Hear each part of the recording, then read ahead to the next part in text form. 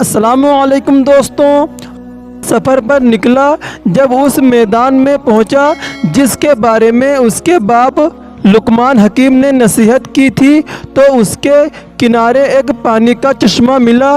اس کا پانی بہت ہی صاف، ٹھنڈا اور میٹھا تھا، اور اس چشمے کے کنارے ایک پیڑ کو دیکھا جس کی چھاؤں بہت ہی گھنی اور فرحت بخش تھی۔ چنانچہ گرمی اور پیاس کے مارے وہ چاہتا تھا کہ اس چشمے سے پانی پیے اور اس پیڑ کی چھاؤں میں دم بھر کے لیے آرام کر لے، لیکن اسی وقت اسے اپنے باپ لقمان حکیم کی بتائی ہوئی باتیں یاد آئیں، تو وہاں سے قدم آگے بڑھانے لگا۔ تب اس نے پیڑ کے سائے تلے ایک بزرگ آدمی کو بیٹھا ہوا دیکھا۔ بزرگ آدمی نے اسے پکارا، اے لڑکے، کہاں جاؤ گے؟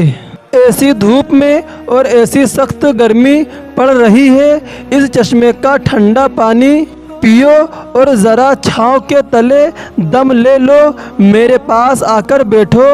لڑکا بولا، ہرگز نہیں بیٹھوں گا، کیونکہ میرے باپ نے مجھے اس سے منع کیا ہے۔ تب وہ بزرگ کہنے لگا، قسم ہے تیرے رب کی، اس دھوپ اور گرمی میں نہ جا اور میرا کہاں مان۔ یہ بات سنتے ہی لڑکے کو باپ کی بات یاد آئی کہ وہ بزرگ تجھے جیسا کہیں اس کا کہا ماننا۔ چنانچہ اس نے اس بزرگ کا کہنا مانا اور سلام کر کے بیٹھ گیا، چشمے سے ٹھنڈا پانی پیا اور تھوڑی دیر سستانے کو لیٹ گیا اور سو گیا۔ تب اس پیڑ سے ایک سانپ اس لڑکے کو کاٹنے کے لیے اترا۔ لڑکا سویا ہوا تھا لیکن بزرگ آدمی جاگ رہا تھا۔ بزرگ نے جیسے ہی سانپ کو دیکھا تو اس نے سانپ کو مار کر اس کا سر کاٹ دیا۔ جب لڑکا اٹھا تو دیکھا کہ ایک سانپ بغیر سر کے مردہ پڑا ہوا ہے، تو بزرگ آدمی سے حقیقت جان کر وہ حیران رہ گیا اور باپ کی پہلی نصیحت کا راز معلوم ہو گیا۔ اس کے بعد لڑکا وہاں سے اٹھا، اپنا سامان سفر باندھا اور اس بزرگ کو سلام کر کے جانے کی اجازت مانگی۔ تب بزرگ آدمی نے پوچھا کہ تم کہاں جانے کا ارادہ رکھتے ہو؟ لڑکے نے کہا، فلاں گاؤں جا رہا ہوں، کیونکہ وہاں میرے باپ کے دوست ہیں۔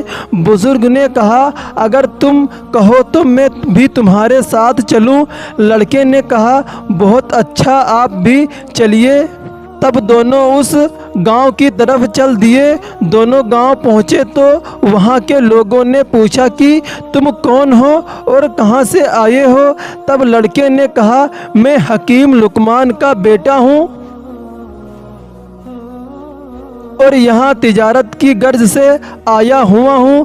تب گاؤں کے لوگ انہیں نہایت تعظیم و تکریم کے ساتھ اپنے گھر لے گئے اور انہیں کھانا کھلایا اور ہر روز مہمان نوازی کرنے لگے۔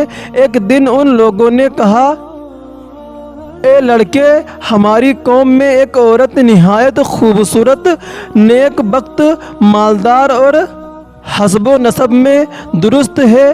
ہم چاہتے ہیں کہ تم سے اس کا نکاح کر دیں۔ یہ بات تمہارے حق میں بہتر ثابت ہوگی، تم کو خوب مال دولت ہاتھ ملے گی۔ تب لڑکے نے کہا، میرے باپ نے اس سے منع کیا ہے کہ سفر میں کسی حکم کے پابند نہ ہونا، ورنہ تم نقصان اور تکلیف اٹھاؤ گے۔ تب وہ بزرگ جو ساتھ میں تھا کہنے لگا، جب یہاں کے سبھی رئیس کی یہی آرزو ہے اور یہاں لوگ اس کی گواہی دے رہے ہیں اور یہ بھی کہ عورت حسین و مالدار ہے، تب شادی کرنے میں کوئی مضائقہ نہیں اور کوئی اندیشہ نہ کر۔ تب لڑکے کو باپ کی نصیحت یاد آئی کہ وہ بزرگ جو بھی کہیں اس پر عمل کرنا۔ تب لقمان کے بیٹے نے اپنے بزرگ ساتھی کے کہنے پر اس مالدار عورت سے نکاح کر لیا۔ تب اس قوم کا ایک آدمی لڑکے کے پاس آیا اور लड़के से कहने लगा कि मैं हज़रत लुकमान के बहुत इज़्ज़त व तकरीम करता हूँ और इस वजह से तुम्हारा भी खैर ख्वाह हूँ। तुमने ना हक इस औरत से निकाह किया, वो बहुत बुरी है और तुमसे पहले अपने 9 शोहरों को अपनी खलवत गाह में मार कर जी रही है, बस अब तुमको भी मार डालेगी। अगर तुम भला चाहते हो तो किसी हिल्ले बहाने से यहाँ से निकल जाओ। तब लड़का इसकी बातें सुनकर डर गया और अपने फैसले पर पछताने लगा और लड़का गमगीन हो गया। जब बुज़ुर्ग साथी ने उसे रंजीदा देखा, उदास देखा, तो उसने पूछा, क्या बात है कि तुम बहुत गमगीन व परेशान दिख रहे हो? तब लड़के ने कहा कि मैंने सुना है कि मेरी बीवी ने, जिससे मैंने यहाँ निकाह किया है, मुझसे पहले 9 शोहरों को शादी की पहली रात ही अपनी खलवत गाह में मार डाला है। डरता हूँ कि वो मुझे भी न मार डाले और शायद इसी वजह से मेरे बाप ने मुझे इस निकाह से मना किया था। तब उस बुज़ुर्ग ने कहा कि तुम परेशान ना हो, तुम कुछ अंदेशा ना करो और बेफिक्र रहो। मैं तुमको एक हिकमत बताता हूँ, उस पर अमल करना। वो ये है कि जब रात को तुम्हारी बीवी तुम्हारे पास खलवतगाह में आए तो किसी बहाने से उसे वहाँ छोड़कर मेरे पास आ जाना। तब हम उसकी तदबीर और इलाज करेंगे। गर्ज जब उसकी बीवी रात को उसके पास आई तो उसने बहाने से कहा कि तुम यहाँ बैठो, मैं ज़रा बाहर होकर आता हूँ। बीवी ने पूछा, कहाँ जा रहे हो? लड़के ने कहा कि क़ज़ाए हारत और क़ज़ाए हाजत को जा रहा हूँ और तुम तब तक यहाँ इंतज़ार करो।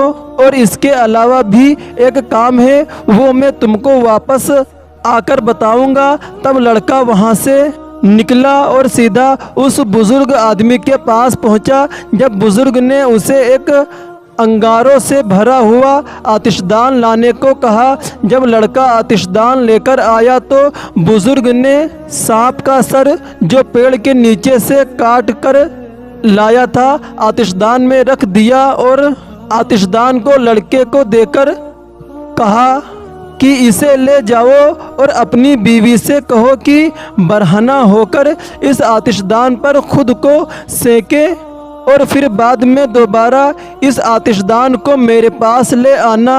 तब लड़का वहाँ से गया और जैसा बुज़ुर्ग ने कहा था वैसा ही अपनी बीवी को करने को कहा। चुनांच सेकने के बाद लड़का आतिशदान को वापस बुज़ुर्ग के पास ले आया। तब बुज़ुर्ग ने देखा कि 2 सांप इस अंगूठी में और इस आतिशदान में जल रहे हैं। उसके बाद बुज़ुर्ग ने कहा कि अब जाओ और बगैर किसी खतरे के अपनी बीवी से बातें करो और अपनी बीवी के साथ रहो। और सांप इस अंगूठी में जल रहा है, बस इस वजह से ही इसके पहले शोहर मरे थे। लिहाजा हज़रत लुकमान का बेटा पूरी रात अपनी बीवी के पास रहा और फर्ज को सही यानी सुबह फजर को सही सलामत खलवतगाह से बाहर आया और गांव के लोग तमाम माजरा सुनकर बहुत हैरान हुए और लुकमान के बेटे के बच जाने से बहुत खुश भी हुए। इसके बाद हकीम लुकमान के बेटे ने इरादा किया कि अपने बाप के कर्जदार के पास जाकर कर्जा वसूल करे। तो उसने अपने साथी बुज़ुर्ग से कहा कि फला गांव में एक आदमी के पास मेरे बाप की रकम उधार है, तो मैं वहां जाकर उससे वो रकम ली आऊं। तब उस पीर बुज़ुर्ग ने कहा, मैं भी तुम्हारे साथ चलूँगा। तब वो दोनों आदमी उस गांव की तरफ चल दिए। उस गांव में पहुंचकर उन्होंने लोगों से उस कर्जदार आदमी के बारे में पूछा तो उन्हें कहा कि वो आदमी तो बड़ा फसादी और दबगाबाज है। यहाँ तक तुम लोग वापस चले जाओ, वो आदमी बड़ा दगाबाज है اور یہاں تو تم ناحق اپنی جان گنوانے آ گئے ہو، اس لیے تمہارے لیے یہی بہتر ہے کہ تم یہاں سے واپس چلے جاؤ۔ اور وہ دغاباز آدمی ایک بار کسی کا روپیہ لے کر واپس نہیں کرتا، لیکن ان دونوں نے لوگوں کی بات نہیں مانی اور وہاں سے چل کر اس آدمی کے پاس پہنچے، اور سلام کے بعد لڑکے نے اس آدمی سے کہا، میں حکیم لقمان کا بیٹا ہوں اور اپنے باپ کا قرض وصول کرنے کو آیا ہوا ہوں۔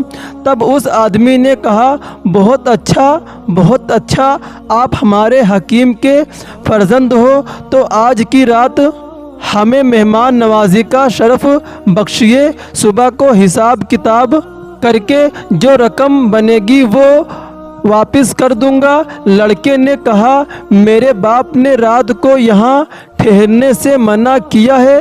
تب اس بزرگ نے کہا جو اس کے ساتھ تھا، اے لڑکے، کچھ پرواہ نہیں، چلو آج کی رات یہاں رک جاتے ہیں، اور پھر خدا نے ہماری قسمت میں جو لکھا ہے وہ ہو کر رہے گا۔ لہٰذا اس بزرگ کے کہنے پر وہ مان گیا، کیونکہ اس بزرگ کی کرامتوں سے لڑکا واقف تھا، اور باپ کا بھی حکم اور نصیحت تھی کہ اپنے ساتھ والے بزرگ کی بات ماننا۔ لہٰذا وہ دونوں اس دغاباز آدمی کے گھر پر ٹھہر گئے۔ جب وہ کھانا وغیرہ کھا سے فارغ ہو چکے تو وہ دغاباز آدمی ان لوگوں کو دریا کے کنارے بنائے ایک مکان پر لے گیا، اور مکان اسی طرح بنایا ہوا تھا کہ جو کوئی رات کو اس گھر میں سو جاتا تو جوار بھاٹا آ کر اسے ڈبو دیتا۔ ان دونوں کو اس مکان میں ٹھہرنے کو کہا، لہٰذا رات کو لڑکا تو سو گیا اور بزرگ جاگتے رہے۔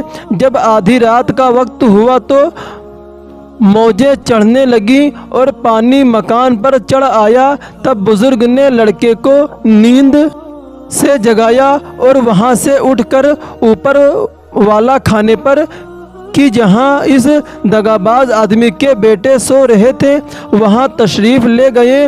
وہاں سے اس کے بیٹے کو تخت سمیت اٹھا لایا اور نیچے لا کر اپنی والی جگہ پر سلا دیا، اور خود اوپر اس کی جگہ پر سو گئے۔ جب فجر کے وقت وہ آدمی آیا تو کیا دیکھتا ہے کہ وہ دونوں اوپر والی منزل پر اس کے بیٹے کی جگہ پر سو رہے ہیں، اور اس کے اپنے بیٹے نچلی والی منزل پر پانی میں مردہ پڑے ہیں۔ تب وہ دغاباز پکار کر ان سے کہنے لگا کہ صد افسوس، میں نے تمہارے لیے یہ فریب کیا تھا کہ تم کو مار ڈالوں، لیکن میں اپنے فریب میں اپنے آپ ہلاک ہو گیا، میرے سب بیٹے مر گئے۔ تب ان دونوں نے کہا کہ جو کسی کے لیے برا کہتا ہے وہ حقیقت میں اپنے لیے ہی برا کرتا ہے۔ الغرض لقمان کے بیٹے نے اس دغاباز آدمی سے اپنے باپ کا روپیہ وصول کیا اور اپنی بیوی کو لے کر جس سے گاؤں میں نکاح کیا تھا ساتھ میں اس بزرگ اور ساز و سامان کے اپنے وطن کی واپسی کا سفر کیا۔ جب حکیم لقمان کا بیٹا اپنے مکان کے قریب پہنچا تو اس بزرگ نے پوچھا کہ اے بزرگ زادے، تو اتنا عرصہ میرے ساتھ رہا، سو تو نے مجھے کیسا پایا؟ تب لڑکے نے کہا کہ بے شک میں نے آپ کو نیک مرد پایا ہے اور آپ کی برکت سے بہت ہی مصیبتوں سے نجات ملی اور نیک بخت بیوی ملی اور اس قدر مال و اسباب ملا۔ تب اس بزرگ نے کہا مال میں سے مجھے بھی آدھا حصہ دو۔ تب لڑکے نے کہا آپ اپنی مرضی سے لے لو، جتنا بھی حصہ چاہیے۔ لڑکے کی بات سن کر اس بزرگ نے ایک طرف بیوی کے ساتھ تھوڑا سا مال رکھا اور دوسری طرف زیادہ حصہ مال کا رکھا، اور پھر لڑکے سے کہا کہ ان میں سے جو تمہیں چاہیے رکھ لو اور دوسرا حصہ میرے لیے چھوڑ دو۔ تب لڑکے نے اپنی بیوی اور اس کے ساتھ تھوڑا حصہ مال کا چنا اور کہا میرے لیے یہ کافی ہے، لہٰذا دونوں اپنا اپنا حصہ لے کر چل دیے۔ تھوڑی دور گئے کہ بزرگ نے لڑکے کو آواز دے کر روکا اور اس سے پوچھا کہ اے لقمان کے بیٹے، تو کس وجہ سے مجھے زیادہ حصہ مال کا دیے جاتا ہے؟ کہیں اس کا سبب یہ تو نہیں کہ تو نے جو کرامتیں مجھ سے دیکھی ہیں ان کی وجہ سے مجھ سے خوف زدہ ہو کر زیادہ مال دیے جاتے ہو؟ لڑکے نے کہا کہ ایسا بالکل نہیں، بلکہ یہ تو اس وجہ سے ہے کہ میں نے آپ کی برکت سے جو نفع اٹھایا ہے اور مصیبتوں اور مشکلوں سے رہائی پائی ہے، تو اس سبب سے میں نے خوش ہو کر اپنی خوشی اور مرضی سے دیا جاتا ہے، اور میں نے آپ کو اتنا دیا۔ تب بزرگ نے کہا اے لڑکے، تمہاری نیک نیت اور اعلیٰ ظرفی اور اخلاق سے میں بہت خوش ہوں، اور یہ سب مال بھی تم لیتے جاؤ، بھلا ہمارا اس دنیاوی معاملے یا مال و اسباب سے کیا کام ہے؟ لڑکے نے پوچھا کہ آپ کون ہو اور کس وجہ سے میرے ساتھ رہے؟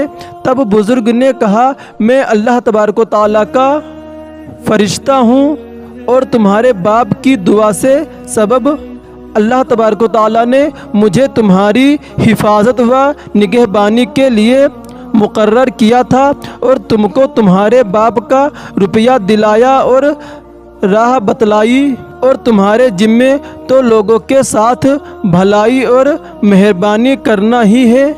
بس اب اللہ تبارک و تعالیٰ کے حکم سے تم سے رخصت چاہتا ہوں، اور تم بھی اب اپنے گھر جاؤ۔